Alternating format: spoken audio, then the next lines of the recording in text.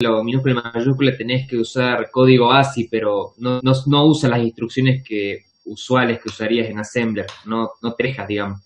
Al menos yo no pude hacerlo andar. Claro, no, esas yo también estuve probando, diciendo cosas y no. Bueno, hay cosas que está un poco limitado a lo que es el visual, pero bueno, mi idea era aprender lo básico con esto, con visual, y no sé, la clase que viene o la otra cuando podamos, eh, tratar de hacer algo con las otras herramientas, con el GDB, ¿sí?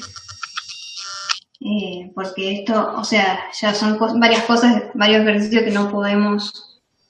Profe, el GDB en Linux, ¿está hablando? Sí, en Linux. Que lo pueden, estoy configurando la camarita, por eso no estoy media tildada. Acá. Ahí está. Bien.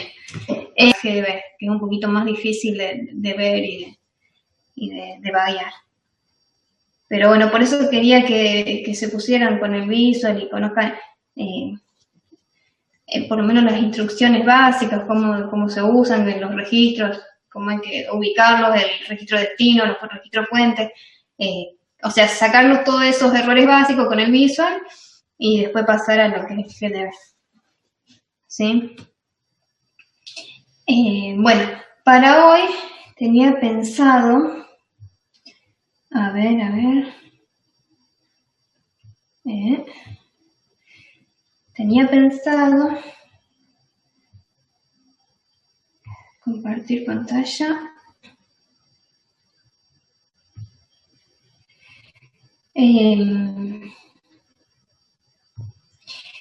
Pensaba, el último ejercicio que vimos fue el ejercicio 7, que quedó en hacer lo que es los distintos tipos de indexado, pre y post indexado, ¿sí?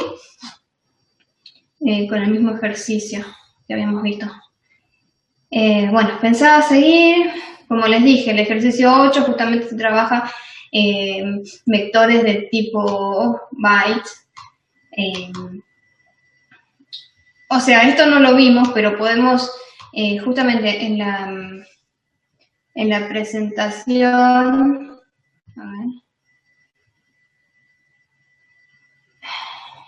a ver si tengo la presentación abierta. En la presentación, en la última que vimos de acceso a memoria, en esa presentación, al último, aparecía lo que es la declaración de variables. En bifurcación, acceso a memoria. Aquí está.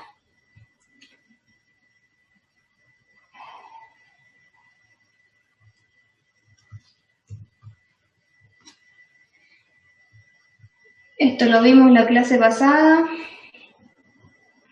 Cómo hacemos el acceso con LDR, STR. Sí, y al final tienen lo que son la declaración de variables. A ver si se carga. Acá están, justo, miren, las variables. Las variables que pueden ser de tipo word son palabras de 32 bits, hard word de 16 bits, bytes de 8 bits, código ASCII, que son cadenas de caracteres, y ASCII Z, digamos, cuando termina Z es una cadena de caracteres con terminación nula. O sea, todo esto son todas variables que se pueden declarar, y bueno, ese ejercicio justamente les pide declarar usar un vector de tipo, bueno, es de tipo byte, porque tiene los datos son de tipo byte, mientras que el otro vector son datos de tipo word. Profe, ¿está grabando? No, ahí lo grabo. Igual ahora es como que, a ver si me deja. Acá. Bueno, entonces, o sea, las instrucciones que vimos en Visual que tenemos disponibles son para declarar Word en memoria. En ningún punto nos deja declarar bytes. Entonces, este ejercicio lo dejaríamos para después. Si vamos a ver el GDB, con el GDB lo vamos a poder hacer. Después, este otro, el ejercicio 9, también el ejercicio 9 les pide realizar un programa con una cadena de caracteres, ¿sí? Una cadena con terminación nula. En ese caso se vendría a ser, a ver si, no tengo. Acá. Este tipo de datos, cadena de caracteres con terminación nula. ¿Sí? Bueno, ese también lo vamos a dejar para después. Entonces, ¿qué significa, profe, que tenga terminación nula? Que luego de terminada la cadena, supongamos que tenés un vector que tiene esta palabra guardada, luego de la n sigue un carácter nulo, que es el null, o el /0. Se codifica como /0. ¿Sí? Ah, claro. O sea, aparte de todos los caracteres, tenés al último el /0. Claro, como que te completa lo que reste de la palabra, digamos, con el null, digamos, te indica que no hay nada ahí. Claro, el último carácter es un null. Entonces eso te sirve a vos para controlar lo que es el lazo de lectura, el loop. Vos podés ir leyendo caracteres y preguntando si el carácter que estás leyendo, ponele, es el null. En C había también eso, ¿no? En una de los variables vos podías poner como una terminación null y eso después te servía para ver cuándo terminaba la palabra. Claro, sí, había algún tipo de dato así. También en el string con terminación nula, ¿sí? Bueno, este es similar. Bueno, pero estos dos ejercicios entonces los voy a dejar. Yo creo que la semana que viene ya podríamos hacer algún ejercicio usando o el GDB o la Raspberry. Bueno, el GDB también sobre la Raspberry. Y bueno, entonces pensaba hacer el ejercicio 10, que el ejercicio 10 nos trabaja con vectores, con datos de tipo Word, ¿sí? Y pide realizar un programa que encuentre el elemento del vector más cercano a la media del mismo. Bueno, este ejercicio, o sea, lo quería dar como para hacer un repaso de lo que vimos la semana pasada con respecto a la lectura de memoria. No sé si están de acuerdo, lo hacemos, y si no, sigo con el ejercicio 11, que ya es un ejercicio de funciones, como quieran. Sí, se puede hacer 10 mejor. Bueno, el 10 es un poquito complicado, pero bueno, lo vamos a hacer entre todos y vemos cómo se puede hacer. Yo quería compartir justamente la pantalla porque, bueno, si tienen ustedes la guía a mano, la pueden abrir, así les queda el enunciado a mano. Yo voy a ir directamente, compartir. Ustedes ahí ven lo que es la pizarra, ¿no? Sí, profe. Sí, profe, se ve ahí. Entonces, quería escribir lo que es este ejercicio, cómo lo resolveríamos en C y después llevarlo al programa en Assembler. Entonces, el enunciado dice, dado un vector de 16, bueno, hagámoslo con 8 palabras para que sea más corto para simularlo, ¿sí? Pero se puede hacer con 16. Lo hacemos con 8 palabras. Un vector de 8 palabras, realizar un programa que encuentre el elemento del vector más cercano a la media del mismo. Entonces, esto en C vendría a ser algo así. Tenemos un vector que lo declaramos con los elementos, con 8 elementos, ¿sí? Voy a buscar otra fibra. Y además debemos tener, pide calcular la media, entonces vamos a tener una variable que va a ser donde vamos a guardar el valor medio y vamos a usar otra variable que sea un acumulador. que lo vamos a inicializar en 0, ¿sí? O sea, yo les propongo hacerlo en C para ver lo que es el algoritmo del programa que queremos hacer, y así después es más fácil pasarlo al assembler, ¿sí? Entonces vamos a tener que declarar un vector con sus datos, otra variable que es la media y otra variable que es el acumulador. Y luego tenemos dos for. El primer for lo vamos a usar para calcular el valor medio. Entonces recorremos el vector, ¿sí? De 8 elementos, les propongo hacerlo para poder simularlo y que sea más corta la simulación, donde vamos a calcular el valor acumulado de todos los elementos.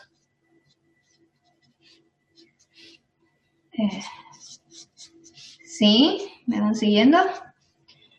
Ese primer vector es para sacar el valor acumulado. Luego calculamos la media. El valor medio va a ser igual al valor acumulado dividido 8. ¿Sí?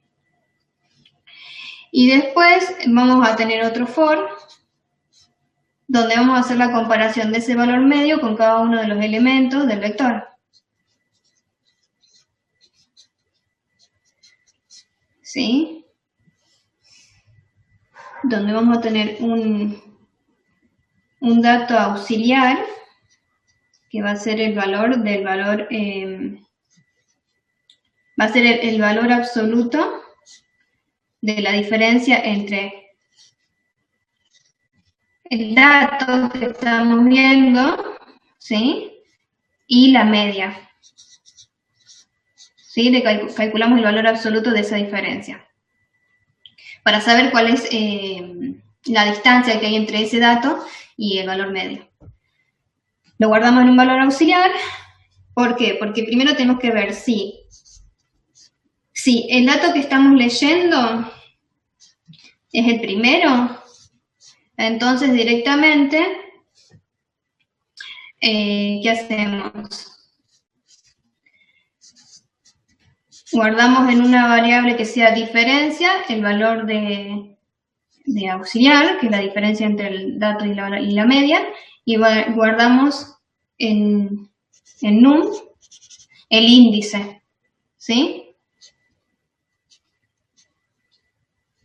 Eso sí, i es igual a 0, si es el primer elemento que estamos comparando. Si no, sería un else, preguntamos si auxiliar, o sea, el valor que ya teníamos guardado en auxiliar es menor al que tenemos, no, auxiliar es el que calculamos recién. Si el valor que calculamos ahora es menor al que está guardado en la variable diff, entonces hacemos diff igual a auxiliar y num igual a i. ¿Sí? Y ahí cierra el else. Algo así sería. ¿Se entiende? ¿Qué era el ABS? O sea, no es tan simple de hacer. Sacamos el valor absoluto de la diferencia de estos dos números. Claro, para que no sea negativo. Un número positivo. Sí. ¿Está bien? Una duda, profe. Sí. Como ambos for tienen el mismo recorrido, ¿no se puede hacer todo en un solo for? ¿O sería...? Pasa que no tenés, bueno, en este for, en el segundo for, estás usando el valor de la media, siempre. Cada una de las iteraciones tenés el valor de la media. Y la media la calculás recién cuando ya pasaste el primer for, cuando hiciste el primer recorrido por el vector. Sí o sí tenés que recorrerlo una vez para obtener el valor medio. Está bien. ¿Listo? ¿Sí? Sí o sí nos hace hacer dos for. Bueno, veamos cómo se hace esto. Bueno, después este if y este else quedarían dentro de este, me quedó medio chico la pizarra, dentro de este for, ¿no? Todo este aus, acá quedaría todo esto, quedaría dentro del primer for, del segundo for, digo, y el primer for solo tiene ese acumulador, ¿sí? Bueno, eso vendría a ser el ejercicio 10, no es nada sencillo de ver así a simple vista, porque vamos a necesitar sí o sí declarar un VEC, un registro en el cual guardemos la media, un acumulador, otro registro acumulador, después vamos a necesitar este registro auxiliar y siempre vamos a necesitar lo que es el I para iterar y controlar este loop, y vamos a necesitar otro registro que controle, digamos, que ese I llegue a su máximo valor, que sea 8, y salir del loop. ¿Sí? Son varias cositas que tenemos que ver. Bueno, vamos a ir a este.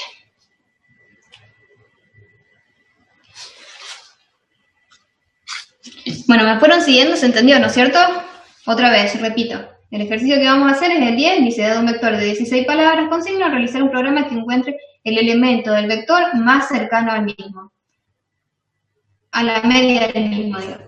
Entonces, sí o sí, primero tenemos que calcular la media de ese vector y después comparar cada uno de los elementos del vector con ese valor de la media e ir guardando esos valores temporales, digamos, que nos van dando tanto la mínima distancia a la media como el índice del dato que está más cerca a la media. O sea, esos dos datos se tienen que ir actualizando a medida que recorremos el loop, ¿sí? Bueno, entonces, como les dije, lo primero que tenemos que hacer entonces es declarar ese VEC. Lo vamos a hacer, como les dije, de 8 elementos. Pueden tener cualquier valor, pero bueno, vamos a hacerlo de esa forma. Y bueno, eso es lo único que vamos a declarar como dato. Ya en código tenemos que cargar el valor de la dirección de ese vector en un registro, hacemos R0. Después vamos a tener un registro destinado, como les dije, al acumulador. El acumulador tiene que estar inicializado a 1. A 1, digo, a 0. Vamos a ponerle este acumulador, para que nos acordemos. Después tenemos que tener otro registro, el R2, que lo vamos a usar como contador. ¿Sí? ¿Me van siguiendo? Y bueno, y después comenzamos lo que vendría a ser el primer loop. En el primer loop vamos a comparar lo que es el acumulador, ¿no es cierto? R2, con el número, la longitud del vector, que va a ser 8. ¿Sí? Si es igual, cuando lleguemos a la cuenta en que sean iguales, vamos al siguiente loop. Pongámosle next. ¿Sí? Si no, ¿qué hacemos? Leemos un dato. Lo vamos a leer en el registro R3, el siguiente que está disponible. La dirección del dato está ¿en qué registro? ¿Se recuerdan? En R0. Recuerden, la instrucción LDR para leer un dato almacenado en memoria. Primero ponemos el registro destino, donde vamos a almacenar ese dato. Luego va la dirección de memoria, donde está ese dato, ¿sí? Va a ser R0. Y vamos a hacer que se incremente, ¿sí? Con un post indexado, ¿sí? Entonces, en la primera lectura, la dirección va a ser la de R0 original, que va a ser la dirección base del vector, ¿sí? Luego de que se lea ese dato, R0 se actualiza al valor de R0, a la dirección de B, más 4. ¿Está? Así se actualiza de forma automática la dirección de lectura. Bien, una vez que leímos el primer dato, tenemos que hacer actualizar el acumulador, porque ahora estamos calculando la suma de todos los elementos para calcular la media, ¿sí? Lo vamos a poner en R1, que es el acumulador, y sumamos el dato que está en R3, ¿sí? Y el otro dato que debemos actualizar es el contador, R2, ¿sí? El índice I, supongamos, tenemos que sumarle 1, ¿sí? Vamos a ponerle acá, este vendría a ser el I. El R2, y ahí. Bien. ¿Qué se hace? Luego de haber actualizado todas las variables, volvemos al inicio del loop. Profe, una consulta. Sí. Me perdí con la línea 9. ¿Qué hacía ahí? El EDR hace la lectura en memoria de un dato cuya dirección es a la que apunta el registro R0. ¿Sí? Sí. Y lee ese dato y lo guarda en R3 y después se actualiza el contenido de R0 al valor que tenía antes más 4. ¿Sí? Que te daría el siguiente lugar de memoria, digamos. Tipos de indexado. Claro, estaría apuntando ahora a la dirección base más 4, que vendría a ser el número 2. Ah, está bien, está bien.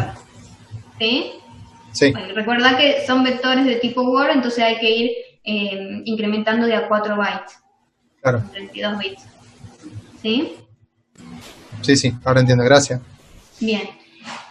Bien, entonces acá tendríamos lo que es el primer loop, el primer for, que lo que estamos haciendo básicamente es en R1 guardar lo que es la suma acumulada de cada uno de los elementos del vector. Una vez que termina de recorrer todos esos elementos, sale del loop y debería ir a esa dirección a la que apunta esa etiqueta. ¿Sí? Bien, como vimos a ver, ¿en qué pantalla lo tenía esto? La 8, sí, acá. Hasta ahora hicimos esto, solo el for, en donde tenemos el acumulado de todos los elementos del vector.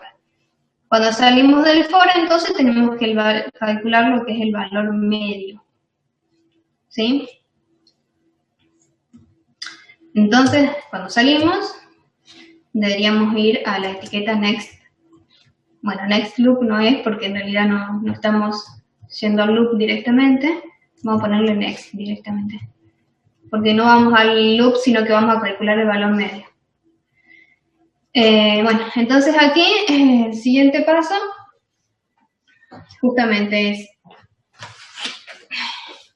para calcular el valor medio tenemos en R1 el valor acumulado de todos los registros. Entonces, lo que podemos hacer es hacer la división por 8 de ese dato, ¿sí? Con un desplazamiento.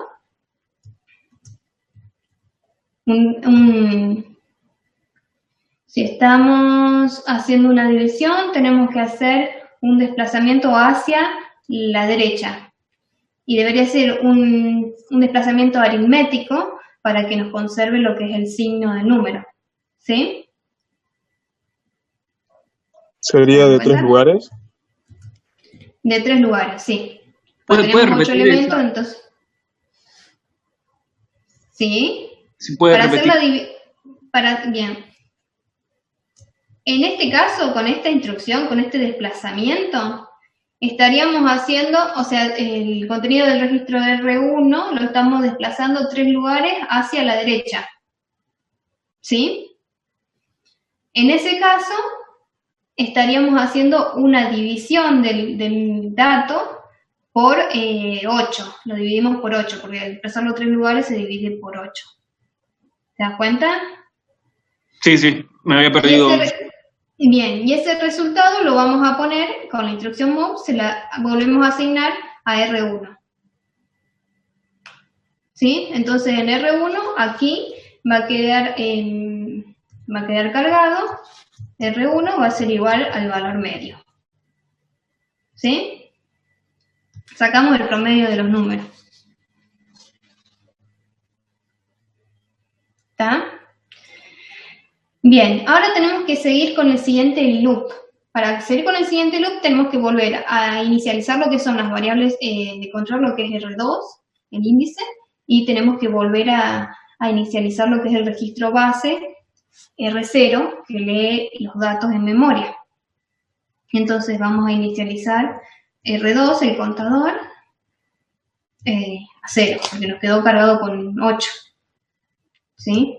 Una vez que terminamos el primer lazo. Y lo otro que vamos a hacer es volver a cargar en R0 la dirección base del vector. Seguramente se puede hacer de otra forma esto, pero bueno, esto es lo más fácil de ver. Se podría hacer en este caso, en vez de partir desde el primer elemento, podríamos, ya que estamos apuntando al último elemento, ir decrementando la dirección de memoria y total se hace una comparación de cada uno de los elementos del vector. Podríamos ir desde el primero hasta el último o del último hasta el primero. ¿Se entiende? Pero bueno, esto es lo más fácil de ver porque nos ubicamos nuevamente al inicio del vector para poder recorrerlo. ¿Sí? ¿Se entiende, chicos? Hay distintas formas de hacerlo. Ustedes lo pueden hacer de otra forma, mientras el algoritmo funcione, se puede hacer de distintas formas. Bien, una vez que tenemos inicializado nuestras variables nuevamente, vamos al siguiente loop. El siguiente loop, yo le puse este nombre como para distinguirlo del primero. Fíjense, el siguiente for entonces se vendría a ser este. ¿Qué pasó aquí? No sé. Bueno, el siguiente for es este. Nuevamente inicializamos la variable i a 0 y tenemos lo que es el vec, también la dirección base del vector inicializada. Entonces tenemos que hacer esto, calcular el valor absoluto de la diferencia entre el valor medio y el elemento y el dato del vector. Una vez que tenemos ese valor, lo guardamos en un registro temporal, digamos, y a la vez guardamos el índice del dato correspondiente a esa diferencia, ¿sí?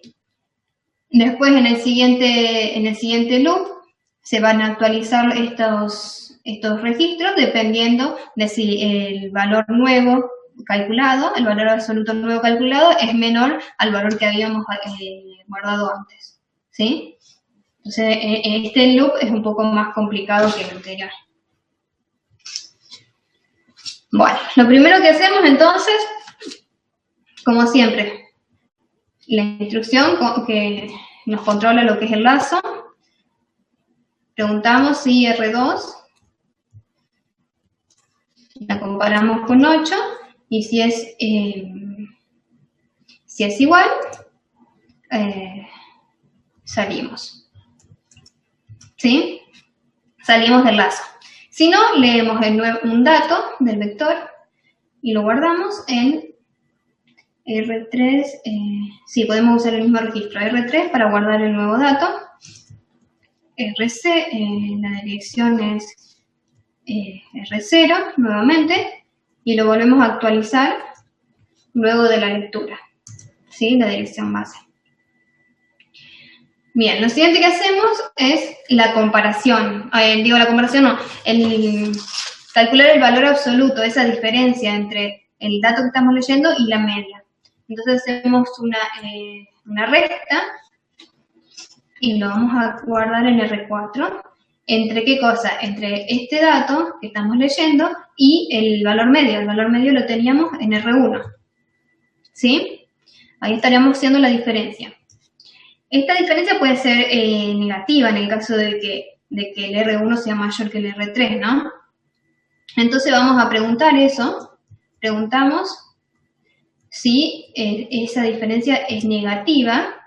Si es negativa, o sea, lo comparamos con 0. Si es negativa, hacemos la inversión hacemos la resta inversa con 0. Así lo convertimos en un número positivo. ¿Se dan cuenta? Acá vamos a usar esta resta inversa que tanto me preguntaban para qué sirve. en el caso de que sea negativo. ¿Se acuerdan de esta condición? MI era en el caso de que sea minus en inglés, es que sea negativo esta comparación, o sea que R4 sea negativo. Si R4 es negativo, entonces hacemos la resta RSB, ¿entre qué cosa? Entre R4 y 0. Entonces estaríamos haciendo 0 menos R4. Como R4 es negativo, ese menos me lo convierte en positivo. ¿Sí? Entonces acá estaríamos obteniendo lo que es el valor absoluto de la diferencia del número con el valor medio del vector. ¿Sí? Ahí calculamos el valor absoluto. Bien. Estaríamos en este punto, ¿no? Tenemos el valor absoluto, entonces, de la diferencia entre el valor del dato y la media.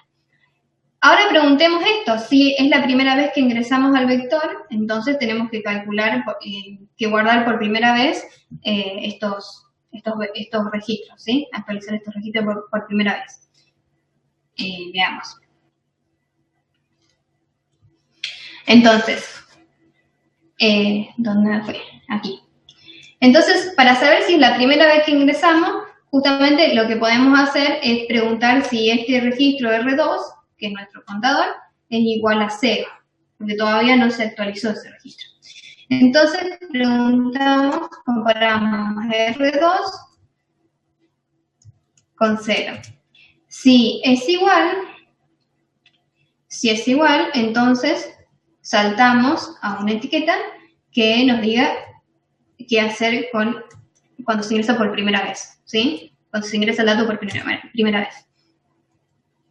En ese caso, el primero, lo que va a hacer es guardar el valor absoluto que calculamos hasta recién en un registro, R5 usemos, actualizamos con R4, ¿sí? ¿Por qué hacemos esto? Porque el registro R4, después en el siguiente loop, lo podemos llegar a modificar. Entonces no podemos mantener ese valor de la diferencia en ese registro, sino que usamos otro registro como un registro temporal para después comparar las nuevas diferencias que vayamos calculando con los otros datos, digamos, ¿sí? O sea, en este registro R5 debería quedar el mejor de los elementos, el más cercano a la media, siempre. La diferencia. Y en el registro R6 vamos a poner justamente el índice de ese dato. No, el índice no, vamos a poner el dato, que vendría a ser R3. Entonces, a ver, para que quede claro. El registro R5 guarda la diferencia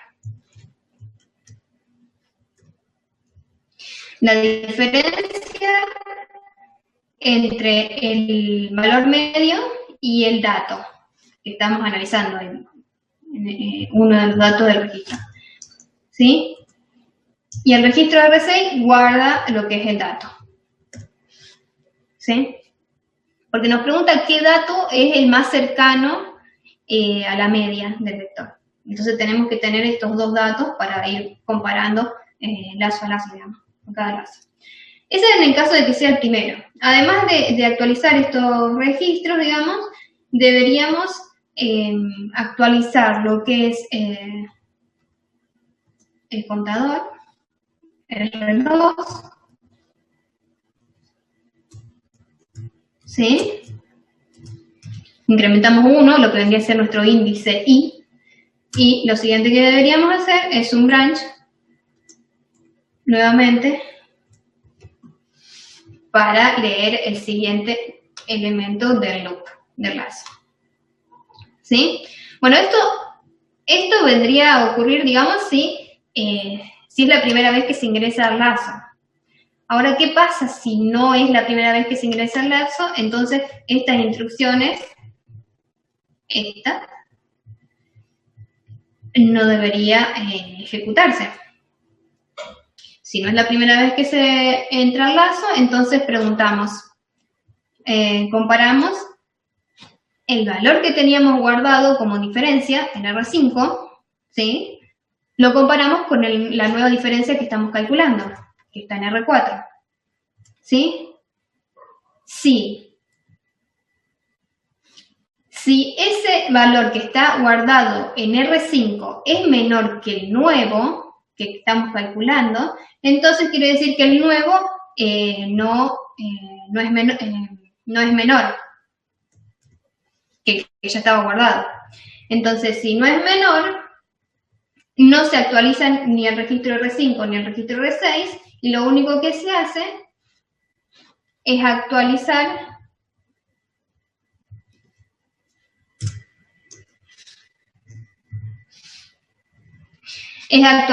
el índice I y saltar nuevamente a otro loop, digamos. ¿Se entiende? ¿Se entendió lo que hice? O más o menos. Y en el caso de que sí se hace esta comparación de que R5 en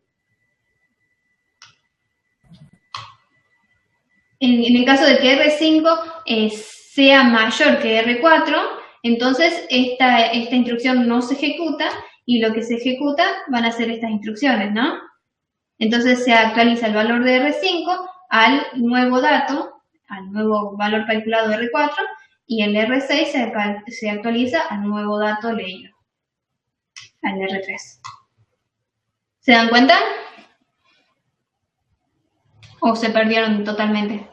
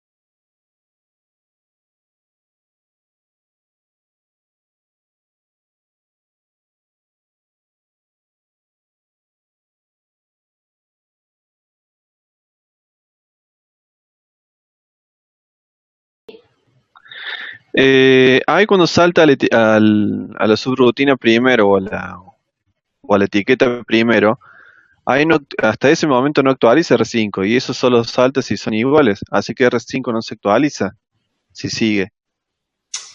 ¿Cómo? O sea, ¿En cuál me hablas? ¿En qué línea? En la línea 20, en la 26, de la 25 en adelante. Compara Sí. R2 y después busca si son iguales. Si no son iguales, salta primero y ahí recién actualiza R5. Pero si no se da eso, compara R5 con 0. Porque hasta ese momento no se actualizó R5. O veo mal. Claro, pero en la 27. Esta línea se va a ejecutar siempre primero porque es la primera vez que se ingresa al loop. Entonces esta no se va a ejecutar. ¿Entendés? Claro, No va a ocurrir esta comparación. Recién va a ocurrir cuando R5 ya esté actualizado a un dato. No sé si eso es lo que me preguntas. Sí, eso es lo que preguntaba. O sea, porque siempre, el primer elemento va a ser que se actualice el valor de R5 a este dato. Justamente para eso está, para poder inicializar el R5 y el R6, la primera vez. ¿sí? Bien, Después bien, ya las siguientes gracias. veces, las siguientes veces esto no se ejecuta, o sea, no se va a cumplir, Y no ahí va sí va a querer que le a, ponga. claro, no va a saltar estas dos instrucciones, sino que va a ejecutar estas dos instrucciones y después se ejecutan de forma secuencial estas dos líneas, pero no se llega a estas líneas por esta etiqueta. Bien. Solo se llega a esta línea por esta etiqueta la primera vez. ¿Sí? Recuerden que Sí, sí. la ejecución es secuencial, o sea, podés saltar desde aquí hasta primero, pero también podés llegar desde esta instrucción a esta instrucción, digamos. ¿Sí? Bueno, ¿quieren que veamos si funciona esto? ¿O está muy enredado? Nos falta el comando salir. Ah, claro, me falta salir.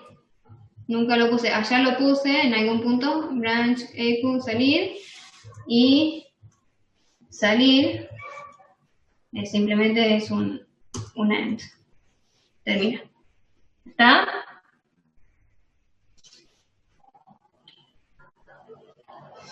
Bueno, veamos qué pasa. Vamos a sacar esta ventana de aquí.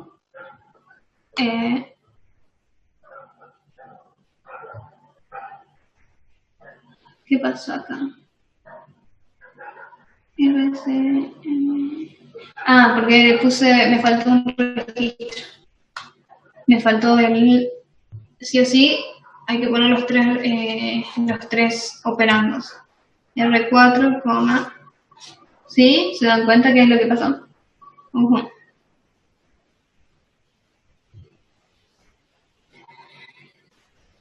Bien. Bueno. Podemos ver que en memoria está ya guardado lo que es el vector con cada uno con todos los elementos del 1 al 8. ¿Sí? Bien, a ver si podemos correr esto. Bueno, lo primero que hacemos es guardar en R0 la dirección del vector. La dirección es 100. Lo siguiente es inicializar bueno, ya están en 0, pero lo inicializamos igual al acumulador y el contador, R1 y R2. El primer loop, entonces, lo que vamos a obtener es la suma acumulada de todos los elementos del vector. Bueno, veamos. Compara R2, que va a ser nuestro índice, con 8. Si es igual a 8, sale del loop. Si no, lee el primer elemento en R3. Fíjense, R3 tiene el valor de 1, ya que es el primer elemento. Y R0 se actualiza a la dirección de memoria de 104. ¿Sí? Luego de ese LDR. Siguiente instrucción es hacer la suma acumulada. Todavía solo tenemos el 1, el primer 1. Actualizamos el contador a 1, el i, y vamos al siguiente loop. El siguiente loop, preguntamos si es igual a 8, R2, si no, leemos el siguiente dato. El siguiente dato es igual a 2. Fíjense, R0 ahora es igual a 108, o sea, luego de la instrucción es 108. Fíjense, si vemos el puntero, el puntero es R0 y la dirección base es 04. El offset es 4 y la dirección base más el offset va a ser 108. Y el dato guardado en 104, no en 108, es 2. Fíjense, esta instrucción dice carga la palabra desde la dirección que está en R0 a R3 y luego R0 es actualizada al valor de R0 más 4. ¿Sí? Bueno, actualizamos el acumulador, ahora va a ser igual a 3, 1 más 2, 3, el R2 a 2, y así, ¿sí? Siguiente dato es 3, entonces el acumulador ahora va a ser 6, el R2 es 3, ¿sí? Y así vamos haciendo hasta tener el R2 igual a 8.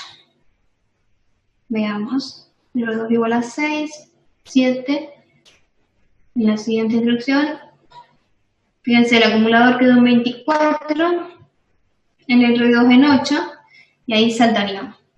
Entonces el valor acumulado vendría a ser 24 anexo, que es 36 en decimal. Si hacemos la suma de todos estos números, debería darnos 36. Bueno, el siguiente paso es calcular lo que es el... compara, ahora sí, y sale del loop. Entonces, con esta instrucción calculamos lo que es el valor medio. Fíjense, teníamos 36. 36, acá está. 36 y lo dividimos por 8 y nos quedó 4, ¿sí? Nos queda la parte entera de la división, en realidad, como valor medio. Y acá les muestra el shift. Ese no se ve. Acá.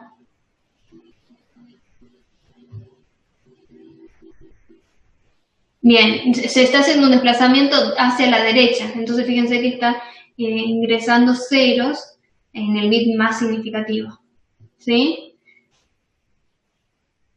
Primero teníamos un 36 y al hacer los shift quedó en 4. Bien, entonces ahí ya tendríamos lo que es el valor medio del vector. Inicializamos otra vez el contador a 0 y el R0, que es la dirección base del vector, a 100, al valor inicial. En el siguiente loop, entonces lo que hacemos es recorrerlo nuevamente, pero tomamos el primer elemento del vector en R3, fíjense que es 1, y hacemos esa diferencia entre el dato R3 y la media. Fíjense que nos da un valor negativo. Lo que estamos haciendo justamente 1 menos el valor medio que nos dio 4. Nos va a dar menos 3. Entonces después con la comparación de R4 con 0, fíjense cómo se los convierte en un valor positivo en 3. Acá lo tienen. Teníamos un valor negativo y con la siguiente instrucción lo convertimos en positivo. ¿Sí? Ahí calculamos lo que es el valor absoluto de esa diferencia. Bueno, vemos el primer... ¿Por qué volvimos para atrás? No sé. Volvió para atrás cuando toqué en el registro. Bueno, entonces ahora vemos si es el primer elemento. Como es el primer elemento, la primera vez que hacemos la comparación, entonces tenemos que actualizar en lo que son estos registros que van a guardar ese dato, la diferencia y el dato. Entonces R5 va a quedar con la diferencia y R6 va a quedar con el dato que corresponde a esa diferencia con la media. La siguiente instrucción va a ser una actualización del contador, incrementamos en 1 y volvemos a leer otro dato. Preguntamos si R2 ya es 8, no es 8, entonces vamos a leer otro dato. El siguiente dato es 2. Nuevamente hacemos la diferencia, hacemos un 2 menos 4, otra vez nos da menos 2, un número negativo, lo convertimos en positivo, en 2. Como ya no es el primer elemento, entonces acá preguntamos si el dato que teníamos guardado en R5 lo comparamos con la nueva diferencia que acabamos de calcular, que es igual a 2. Fíjense, en R5 tenemos 3 y ahora en R4 2. Como no es menor el R5 que el R4, entonces no salta menor y actualiza el dato R5. Ahora la diferencia menor es 2 y el dato que corresponde a esa diferencia es el número 2 en el vector. ¿Sí? Así vamos a ir actualizando ese valor, esa diferencia con cada uno de los datos. Ahora leemos el 3. Fíjense, tenemos que el valor medio de este vector es 4, ¿sí? Entonces vamos a hacer la diferencia de 1, de 2, de 3, de 4 con 4 y justamente nos va a quedar que el dato que tiene menor diferencia con la media va a ser el 4. Ahora lo vemos con 3, nos da otra vez un menos 1, lo convertimos en 1. No es el primero, pero ahí otra vez se vuelve a actualizar R5 y R6, porque nos dio una diferencia menor. Aumentamos el R2 y otra vez, ahora estamos con justamente el 4. Ahora el valor de 4 nos va a dar que la diferencia es igual a 0. y es menor que lo que teníamos en R5. Entonces ahora actualizamos el valor de R5 a 0 y el del dato a 4. Y así, bueno, ahora...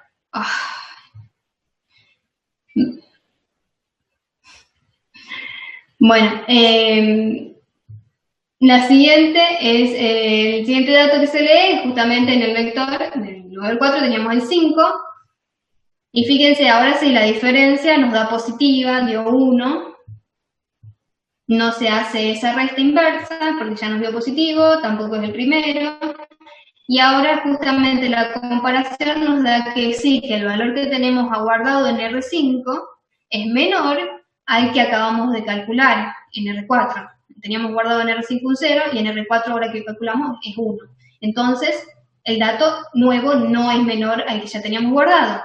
Como no es menor, no se actualiza el registro R5 ni el R6 y vamos directamente a incrementar el contador. Incrementamos el contador y así, bueno, y cada uno de los datos que siguen, el 6 ahora también nos va a dar una diferencia mayor. Entonces no se actualiza R5 ni R6, el 7 tampoco. ¿No se podría igualar el registro 2 directamente a 8 cuando saltamos a no menor para salir directamente del loop? Pero tenés que recorrer todos los elementos del vector para saber si la media Ah, no, está bien. que calculaste es la mínima, sí o sí. Porque ponele que el 4 no esté en el punto medio y esté al final. Sí o sí tenés que llegar al final del vector para saber que el último dato no es menor a la media. Claro, sí, lo estaba pensando para este ejemplo particular. Profe, claro. Lo que sí podríamos llegar a hacer es, en caso de que la diferencia sea igual a 0, ahí ya salir, Sí. porque físicamente no podemos tener una diferencia menor a 0, no sé si es valor absoluto. Sí, podría ser que ya tenés uno de los datos que podría haber otro igual, en el que la diferencia es 0, entonces mínima. Sí, Claro, eso sí se podría hacer. pero inclusive si después encontramos otro que la diferencia también nos dé 0, como no está comparando menor o igual, sino simplemente menor, no se va a actualizar. Entonces ya sabemos que solamente en el caso de que la diferencia nos dé 0, podríamos ya salir del loop y terminar de recorrer. Sí, podría ser. Pasa que en este caso justo tenemos un dato que es igual a la diferencia de 4. Si ese 4 no existiera, sí o sí tenés que recorrer todos los datos porque no te vas a tener ninguno cuya diferencia sea igual a 0. Depende. Depende de los datos, de la media que hayas calculado el vector. Justo te tiene que dar la media igual a alguno de los datos en el vector. ¿Sí? Puede que no pase nunca que uno de los datos sea igual a la media, entonces la diferencia sea igual a 0. No sé si se entiende lo que quiero decir. Sí, es solamente en el caso específico de que des, pero tal vez es una sola instrucción lo que se agrega y te puede llegar a ahorrar bastante tiempo. Sí, podría ser. Sí, es verdad. Sí. Profe, Bueno, y entonces, el valor que es igual a o el más cercano a la media nos lo termina guardando en R6, ¿no? Claro, en R6 al final, fíjense, ¿en qué estamos? En R3, R2, en 7, ya casi termina el último. Ahí terminó. Fíjense, en R6 quedó guardado lo que es el 4, que fue el dato que es el más cercano al valor medio del vector que era 4. ¿Sí? Fíjense que ahí le muestra el historial de todos los valores que fue teniendo el registro R6. Se va actualizando a medida que encuentra valores que se acercan más a la media. Y bueno, y por otro lado teníamos este registro R5, es necesario sí o sí tenerlo para poder comparar esa diferencia con los nuevos datos que vayamos a analizar. Bueno, este ejercicio quería que lo vieran porque es bastante complicado. O sea, tiene sus cosas. Y está bueno para que vean lo que es un modelo de dos lazos que pueden pedir en un parcial o algo similar a esto. ¿sí? Recorrer un vector buscando algo, buscando un dato o buscando esto, la media más cercana, un dato más cercano a la media o algo así. Bueno, a ver si tenemos tiempo para hacer uno más. Quería hacer el ejercicio. ¿Tienen alguna duda sobre el ejercicio? ¿Alguien más?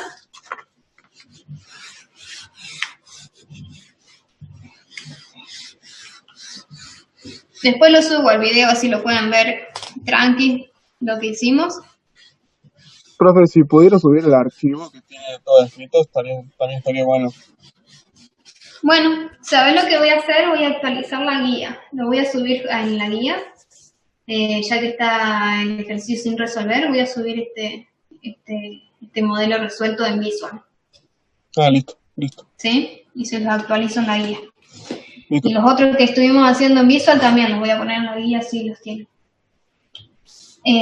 Bueno, quería que empecemos. No tenemos mucho tiempo. Nos deben quedar, ¿cuánto? 20 minutos, menos. No nos queda nada. 19 y 20 son. Sí, a las 10:30 empieza el profe. Bueno, quería que viéramos un ejercicio de funciones. No nos queda mucho tiempo. Vamos a ver, les voy a mostrar este ejercicio y mientras se lo muestro les voy contando cómo se usan las funciones. Igual la clase que viene lo vamos a ver bien en detalle, pero por si les llegan a tener alguna duda ahora, justo ahora tienen el teórico de este tema con el profe. Si llegan a tener alguna duda, le preguntan a él. ¿Sí? Así que veamos este ejercicio. Dice, realizar una serie de subrutinas. Cuando hablamos de subrutinas, hablamos de funciones, también se le llaman a las rutinas, que realizan diferentes comparaciones, devolviendo en el registro R0 igual a 0 si estas comparaciones fueron falsas y R0 igual a 1 si fueron verdaderas. Y las comparaciones son las siguientes. Bueno, vamos a hacer una de las comparaciones, esta. Y les dejo a ustedes para que hagan estas tres. ¿Sí? Veamos. Vamos a poner uno nuevo. No quiero guardarlo. Bien, lo que primero que tienen que saber ustedes con respecto a funciones, que existen ciertos registros que son usados para pasar parámetros a las funciones y para retornar datos desde las funciones. No todos los registros se pueden usar para pasar parámetros, ni cualquier registro se puede pasar para retornar un dato desde una función. Los registros que se usan para pasar parámetros a las funciones son los registros del R0 al R3. ¿Sí? Son registros que se usan para eso, para pasar parámetros a funciones. Y el registro R0 además se usa para retornar un dato desde una función si es requerido el retorno de algún dato, como ahora, por ejemplo, nos pide que retorne 0 si la comparación fue falsa o 1 si fue verdadera. En ese caso se usa el registro R0 para retornar datos. ¿Sí? Esto se da así por una convención en que, o sea, cualquiera toma una función que ustedes hicieron en Assembler y supone que los registros, los parámetros se pasan en esos registros, en R0, R1, R2, R3, y se retorna el valor de esa función en R0.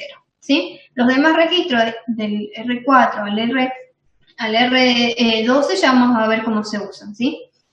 Pero por ahora tengan en cuenta eso. Entonces, o sea que a una función solamente se le pueden pasar 4 valores. Y por medio de registros, sí. Después podemos usar por memoria. Por memoria. Existe una sección de memoria llamada stack que es usada para pasarle parámetros a las funciones también.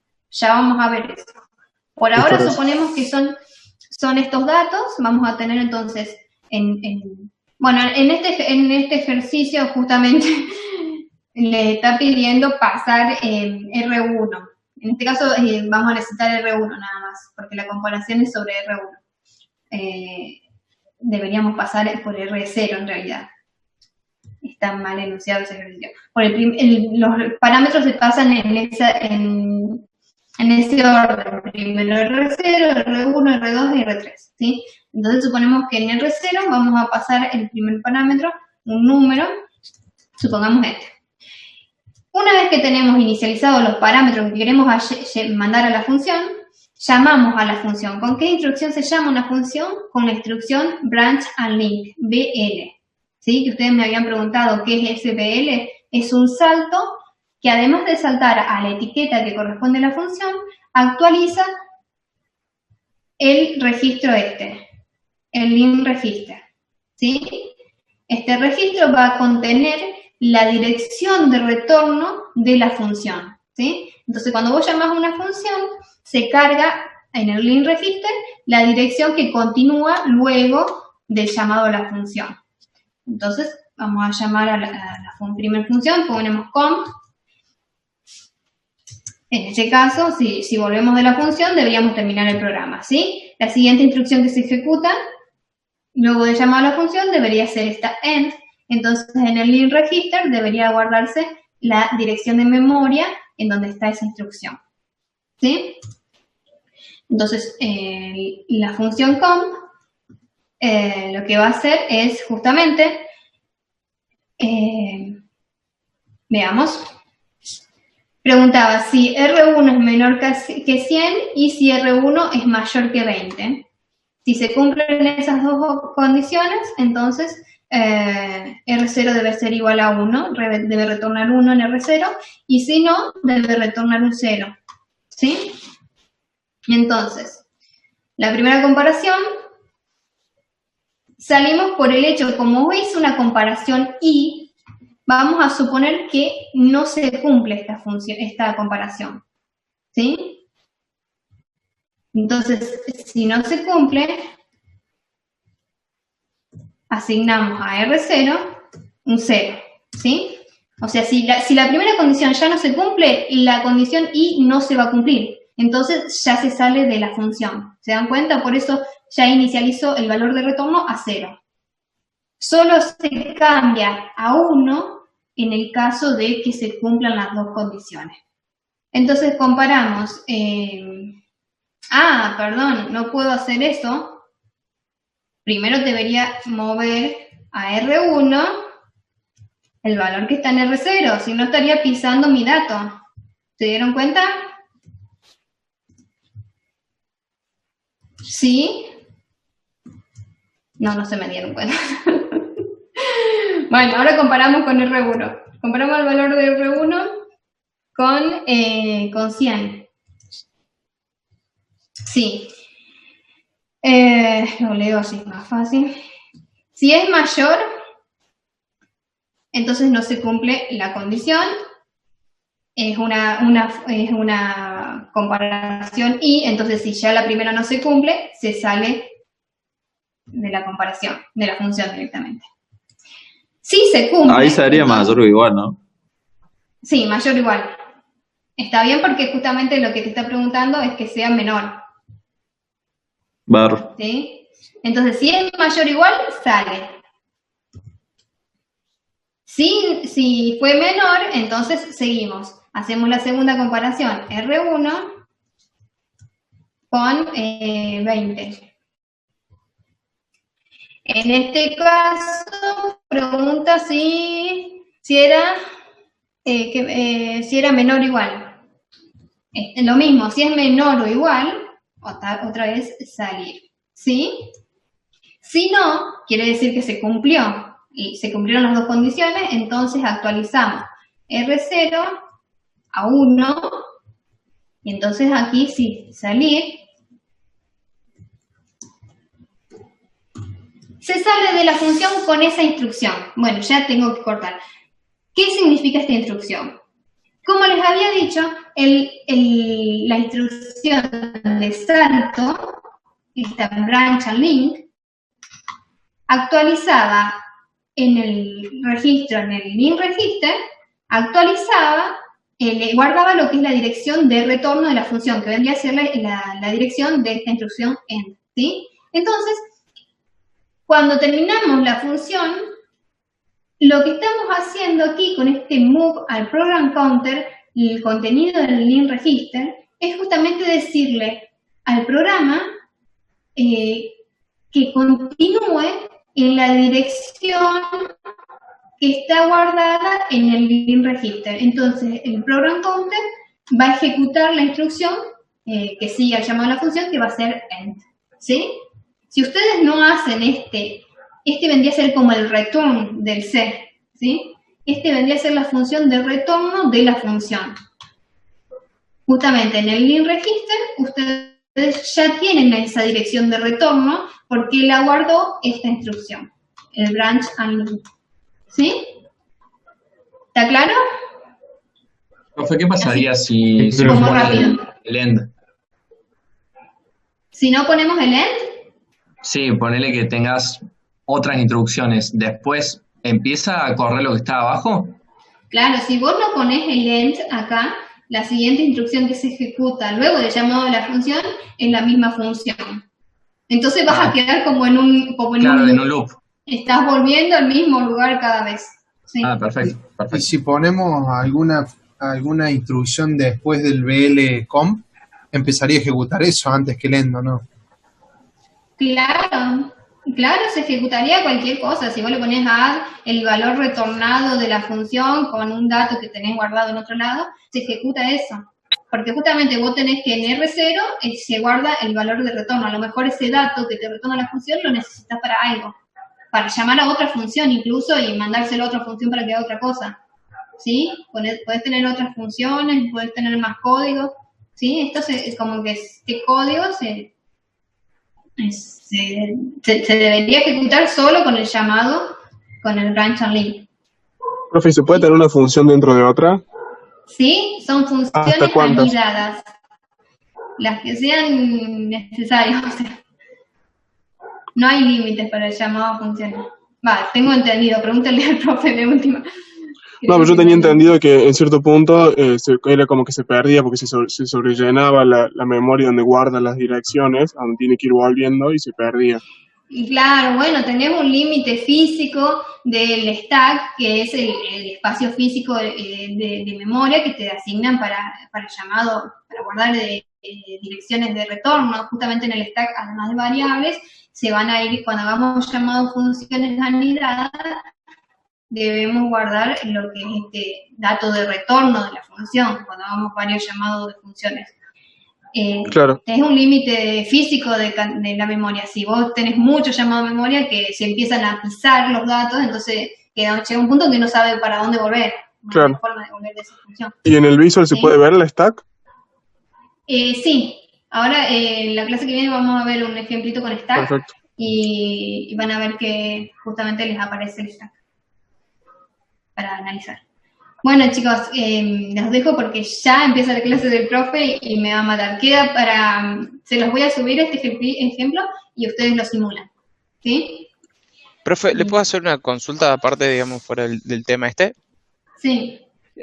¿Hay alguna forma de programar assembler, digamos, dentro de un lenguaje C?